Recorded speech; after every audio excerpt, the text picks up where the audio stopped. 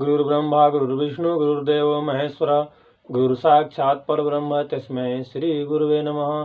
तमेव माता च पिता तमेव बन्धु च सखा तमेव विद्या द्रविणं तमेव सर्वं मम देव देव। श्रीमद् भागवत महात्म 5वां अध्याय। वेश्या के फांसी लगाने से धुंधकारी का मरना व सप्ताह पारायण सुनकर मुक्त होना।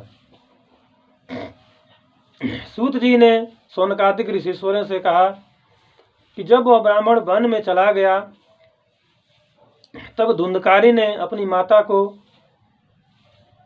मार पीट कर कहा कि द्रव्य घर में कहाँ गड़ा है, हमको बतला दे, नहीं तो तुझे मार डालूंगा। उसने मारने के डर से कहा कि कल बतला दूंगी। उस समय यह बात कहकर ब्राह्मणी ने बेटा के हाथ से अपना प्राण बचाया, पर उसके घर में कुछ द्रव्य नहीं था जो बेटे को बतलाती, इसलिए मारपीट के डर से वह रात को कुएं में गिरकर मर गई। जब गोकर्ण ने धुंधकारी का यह हाल देखा तब अपना रहना उचित न जानकर वह तीर्थ यात्रा करने बाहर चला गया। गोकर्ण ऐसा महात्मा व ज्ञानी हुआ कि दुख व सुख, शत्रु व मित्र को एक सा समझकर दिन रात्रि सिवाय भजन व स्मरण परमेश्वर के कुछ दूसरा उद्यम नहीं रखता था। गोकर्ण के जाने के उपरांत धुंधकारी अकेला घर में रहकर चोरी व ठगी करके वेश्या को धन देने लगा। एक दिन वह कहीं से बहुत सा रुपया व गहना चुरा लाया, सो अपनी वेश्या को देकर उसके साथ सोया। जब रात को धुंधकारी नींद में अचेत हुआ तब वह वेश्या के घरवालों ने आपस में सम्मत किया कि यह सदा चोरी व ठगी करके दूसरे का धन लाकर हमको देता है, कहीं पकड़ा जाएगा तो इसके साथ हम लोग भी दंड पावेंगे और ऐसा उद्यम करने से यह अवश्य मारा जाएगा। इसलिए उत्तम है कि हम लोग इसको मार डालें। उन्होंने आपस में यह विचार करके धुंधकारी को फांसी लगाकर अपने घर में लटका दिया, किंतु फांसी लगाने से उसका प्राण नहीं निकला। तब जलती जलती लकड़ियों से उसका मुंह जलाकर मार डाला। वह घर के भीतर गड्ढा खोदकर उसे गाड़ दिया। जब उस वेश्या ने पड़ोसियों से पूछा कि धुंधकारी जो तुम्हारे घर पर आता था वह इन दिनों दिखलाई नहीं देता, तब वह वेश्या ने कहा कि कहीं रोजगार करने के वास्ते गया है। यह बात सच समझना कि वेश्या किसी की मित्र नहीं होती, पहले द्रव्य लेकर पीछे प्राण मारती है। ऊपर से उनकी जीवा अमृत रूपी रहती है और पेट में विष भरा रहता है। द्रव्य लेने से काम रखकर किसी से प्रीति नहीं रखती। जब धुंधकारी इस तरह मरकर प्रेत हुआ, वह गर्मी बरसात व भूख प्यास व जाड़ा उसको बहुत सताने लगा। वह गोकर्ण ने कहीं तीर्थ में किसी से सुना कि तुम्हारा भाई धुंधकारी मर गया, वह उसकी क्रिया कुछ नहीं हुई। तब गोकर्ण ने गया जी में जाकर उसका श्राद्ध कर दिया। वह जिस तीर्थ पर गोकर्ण का जाना होता वहाँ धुंधकारी का श्राद्ध कर देते थे। जब तीर्थ करने उपरांत गोकर्ण अपने स्थान पर आनकर रात्रि को सोए, तब उन्होंने धुंधकारी को प्रेत योनि में इस तरह देखा कि कभी वह बैल कभी हाथी, कभी बकरा, कभी भैंसा, कभी मनुष्य, कभी बड़ा सा रूप, कभी छोटा सा रूप बन जाता था। तब गोकर्ण ने उसको प्रेत जानकर मन में धैर्य धरने के उपरांत उससे पूछा कि तू भूत या प्रेत या राक्षस कौन हो, कहाँ से आया है, अपना हाल हमसे बतला। तब गोकर्ण की बात सुनकर धुंधकारी बहुत रोया, और उसे बोलने की समर्थ नहीं थी जो अपना हाल कहे। जब गोकर्ण ने देखा कि यह सिवाय रोने के कुछ नहीं बोलता, तब दया की राह मंत्र पढ़कर जल का छींटा उस पर मारा। तब वह बोला कि मैं तेरा भाई हूँ, मेरा नाम धुंधकारी है।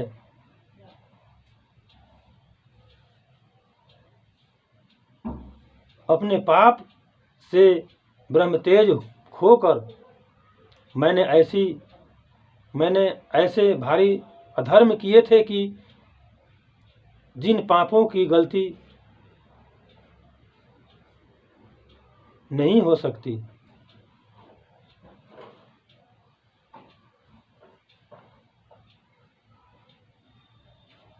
मैंने ऐसा अधर्म किए कि जिन पापों की गलती नहीं हो सकती, गिनती नहीं हो सकती। मुझको बेश्या ने फांसी लगाकर मार डाला था, इसलिए मुझे दाना पानी कुछ नहीं मिलता, हवा खा कर जीता हूँ। अब तुम आए हो जिस तरह वन में मेरा उद्धार करो, जिस तरह वन पड़े मेरा उद्धार करो। यह बात सुनकर गोकर्ण ने कहा कि मैंने तेरे उद्धार के वास्ते गया जी में सब तीर्थों व श्राद्ध किया, तिस पर तू प्रेत जोनि से नहीं छूटा। तब धुंधकारी बोला कि चाहे हजारों गया श्राद्ध करो, पर महापाप करने के कारण मेरी मुक्ति नहीं हो सकती। कोई ऐसा उपाय करो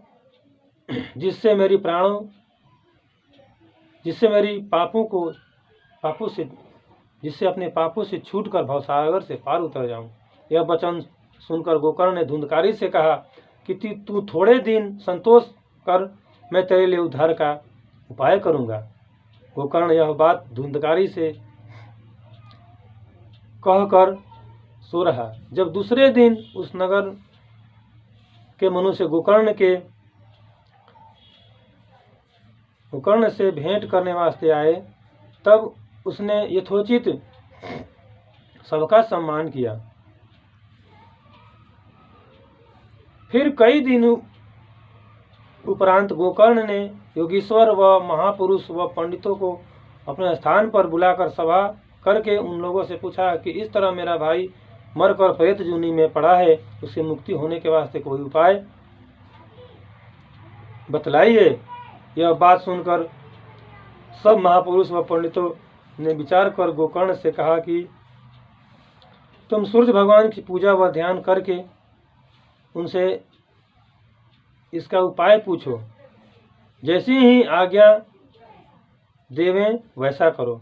यह वचन सुनकर गोकर्ण ने सब पंडितों व महात्माओं को विदा किया। वह सूर्य भगवान का मंत्र पढ़कर वह स्तुति करके यह वरदान मांगा कि हे महाराज, धुंधकारी की जिसमें मुक्ति हो वह उपाय बतलाइए। सूर्य भगवान ने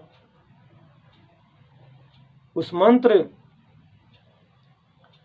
के प्रताप से गोकर्ण को दर्शन देकर कहा कि सप्ताह पारायण श्रीमद् भागवत का धुंधकारी को सुनाओ, तब उसकी मुक्ति होगी। यह बात सुनकर गोकर्ण बहुत प्रसन्न हुआ। वह सब पंडित व योगीश्वर व महापुरुषों को बुलाकर गोकर्ण ने सप्ताह यज्ञ श्रीमद् भागवत का आरंभ किया। उस नगर में बहुत से मनुष्य, बूढ़े, लड़के व तरुण स्त्री पुरुष कथा सुनने के वास्ते वहां आए। वह धुंधकारी भी एक बांस के ऊपर जो 7 गांठ का था बैठकर सुनने लगा। एक वैष्णव महापुरुष को श्रोता ठहराकर गोकर्ण जी अमृत रूपी कथा बाँचने लगे। जब पहले दिन संध्या समय कथा सुनने वाले उठे, तब एक गांठ उस बांस की जिस पर धुंधकारी बैठा था। जब पहले दिन संध्या समय कथा सुनने वाले उठे, तब एक गांठ उस बांस की जिस पर धुंधकारी बैठा था फटकर उसमें बड़ा शब्द हुआ। उसे सुनकर सबको बड़ा आश्चर्य हुआ कि दूसरे दिन कथा होने से दूसरी गांठ टूट गई। इसी तरह 7 दिन में 7 गांठें उस बांस की फट गई। 12वां स्कंद कथा सुनने के प्रताप से धुंधकारी प्रेत योनि छोड़कर दिव्य रूप चतुर्भुजी मूर्ति श्याम सुंदर के समान हो गया। वह पीताम्बर पहने हुए गोकर्ण के पास जाकर नमस्कार करके बोला, महाराज, आपने मुझे बड़े पापों से छुड़ाकर कृतार्थ किया। सिवाय श्रीमद् भागवत के कोई दूसरा उपाय इस पाप को छुड़ाने व मुक्ति देने वाला नहीं है। जो लोग संसार रूपी कीचड़ में फंसे हैं, वह इस कथा रूपी तीर्थ में स्नान करने से पवित्र होकर भवसागर पार उतर जाते हैं। जिस समय धुंधकारी गोकर्ण से यह कह रहा था, उसी समय एक विमान बहुत अच्छा आकाश से वहां पर उतरा। वह धुंधकारी उस विमान पर चढ़कर वैकुंठ को चला गया। यह हाल देखकर दूसरे ऋषिश्वरों व पंडितों ने जो उस सभा में बैठे थे, गोकर्ण से पूछा, महाराज, हमारे मन में यह संदेह हुआ,